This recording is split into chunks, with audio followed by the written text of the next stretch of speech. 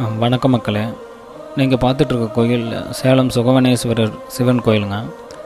இந்த கோவிலோட தென்புறம் உள்ள நுழைவாயிலில் பார்த்திங்கன்னா எதிரே அமைஞ்சிருக்கும் முன்மண்டபத்து மேலே ஒவ்வொரு யுகத்திலும் யாரெல்லாம் இங்கே வந்து இந்த சிவன் தலத்திற்கு வந்து வழிபட்டாங்க என்ற வரலாற்றை சொல்லும் விதமாக பார்த்திங்கன்னா இங்கே வந்து சிற்பங்களை வந்து மண்டபத்தின் மேலே வடிவமைச்சிருக்காங்க.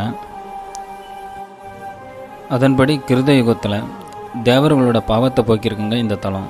அதனால் பாபநாசன்னு இந்த தலத்திற்கு பேர் இருக்குங்க. இதனாலே இங்கே இருக்கிற சிவபெருமானுக்கு பாபநாசர்னு பெயரும் இருக்குது. திரேதா யுகத்தில் பார்த்திங்கன்னா காமதேனு பசு வந்து இங்கே வழிபட்டுருக்குங்க.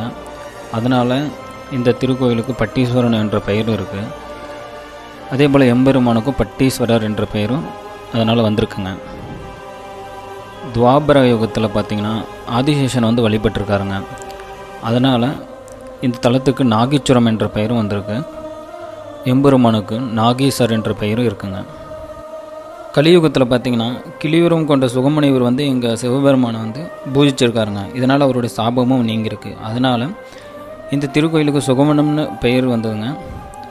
அது மட்டும் இல்லாமல் சிவபெருமானுக்கு சுகணேஸ்வரர் என்ற பெயர் வந்தது இதனால தாங்க.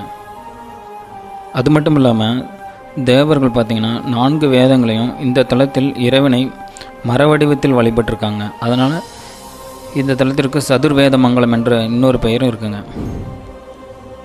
இவ்வளவு சிற்பமிக்க வரலாற்று சிற்பங்களை கண்டிப்பாக நீங்கள் அடுத்த முறை சுகவனேஸ்வரர் கோயிலுக்கு போனீங்கன்னா கண்டிப்பாக பாருங்கள். கண்கொள்ள காட்சியாக இருக்கும். மேலும் இந்த திருக்கோயிலின் பல சிறப்புகள் மற்றும் ஸ்தல வரலாறு எல்லாமே ஒரு ஃபுல் வீடியோவில் நான் டிஸ்கிரிப்ஷனில் போட்டிருக்கேன் லிங்க்கு. மறக்காமல் ஃபுல் வீடியோவும் பாருங்கள். ஓம் நம சிவாய.